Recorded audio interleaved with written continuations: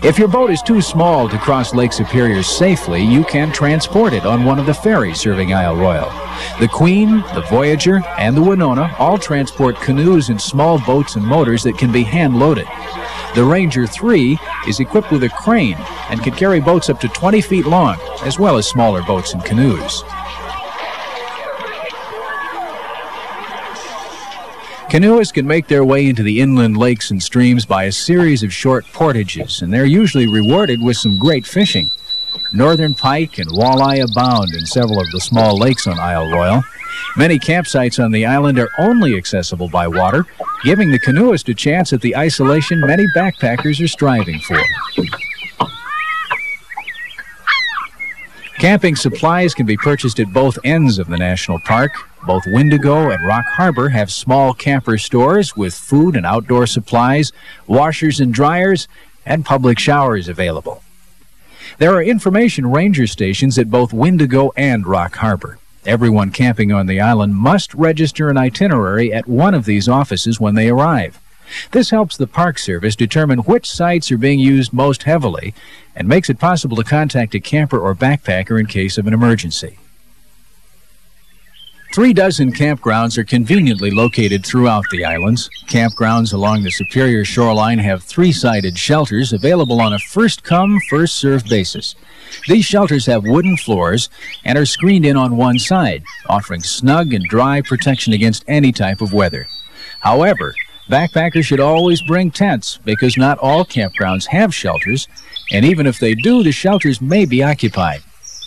All campers should also bring a camp stove to Isle Royale. Cooking fires are prohibited at many campsites on the island because of the lack of sufficient amounts of dead and downed wood.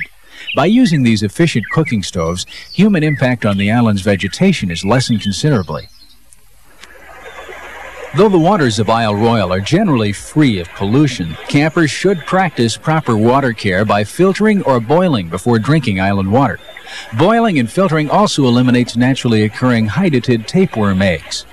Though there have been no reported cases of illness caused by ingesting these parasites, they are part of the predator-prey life cycle of the wolves and moose on Isle Royale and are potentially dangerous to humans. The moose ingest the tapeworm eggs as they drink from the lakes and streams of the island, and cysts are formed on their lungs. Then, when a moose is killed and eaten by the wolves, these parasites infect the carnivore. Droppings from the wolves may drain into lakes and streams, putting new eggs there and completing the cycle. Halazone tablets, Clorox, and other chemical purifiers will not kill tapeworm eggs. Therefore, if you are a camper, either boil drinking water for 2 minutes or filter it through a 25-micron water filter. This precaution will eliminate the danger of ingesting tapeworm eggs.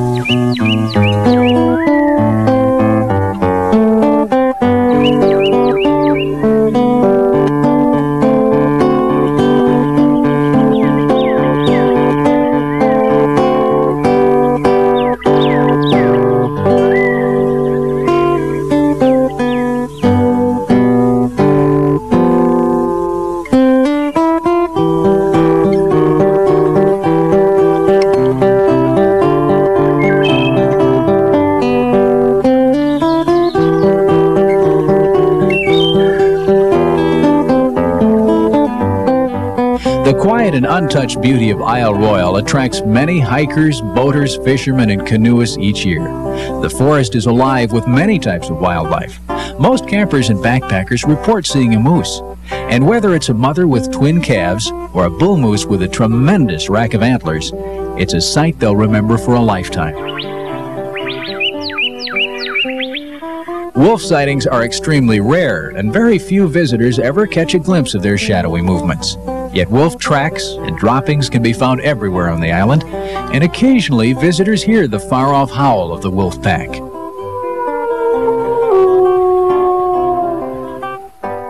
Though Isle Royale National Park is perfect for backpackers and campers, it is not only for people ready for a rugged trek into the backwoods.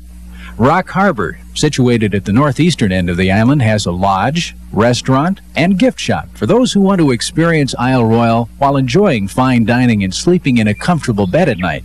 Housekeeping cabins are also available. There are several short day hikes for those staying in Rock Harbor, including an invigorating stroll out to Scoville Point. The path out to the point is very easy and goes through a variety of different forests and geological formations. Interpretive signs explaining some of the interesting facts about the island have been placed along the way. Or take an afternoon hike west to Susie's Cave and return on the Tobin Harbor Trail, renowned for the lonely little islands and haunting calls of the loons fishing in the cold waters of Lake Superior.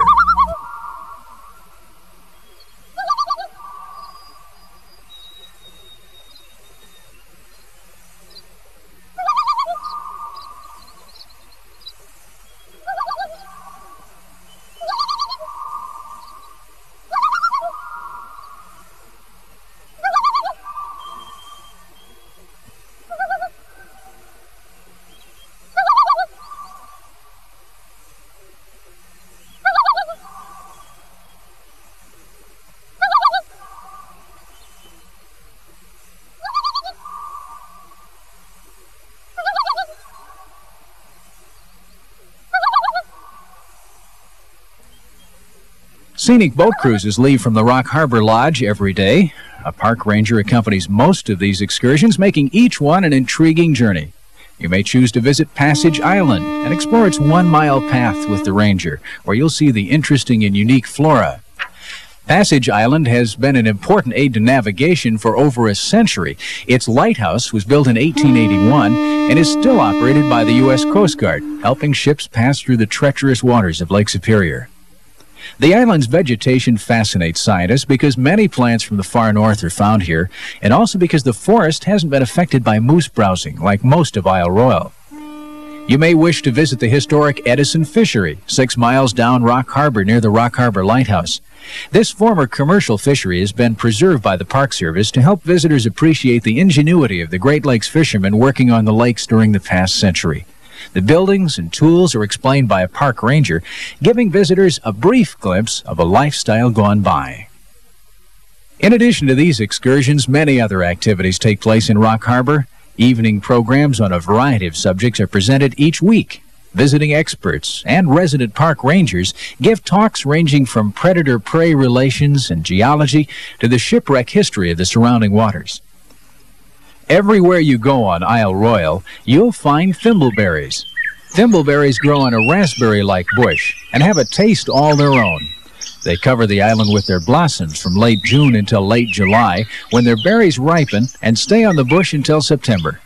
Thimbleberries are easy to pick from the waist-high bushes, and if boiled, make a good syrup for campers' pancakes. You'll find thimbleberries along nearly every trail on the island, a tasty addition to any hiking experience. Other berries grow profusely on Isle Royale as well. Blueberries abound on the ridges where they get a lot of sun, and wild strawberries can be found in season. A day spent berry picking on Isle Royale will be rewarded generously.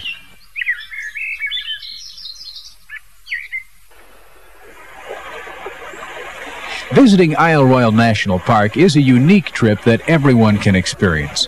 Backpackers enjoy the pristine beauty of an unspoiled forest. Canoeists and fishermen find calm waters and bountiful catches. Sailors weave through countless islands and harbors, following the wind and waves of thunderous Lake Superior. Many people come just to enjoy the peaceful quiet of the Rock Harbor Lodge. This rocky 134,000-acre wilderness waits here for you, surrounded by the largest freshwater lake in the world. Here you can enjoy spruce and fir forests. You can stand and look for miles over wood and water and enjoy the simple splendor of a clean breeze or a splash of surf. Isle Royale has been protected and preserved for you and your children, so that you can savor and appreciate some of the natural beauty of the American wilderness.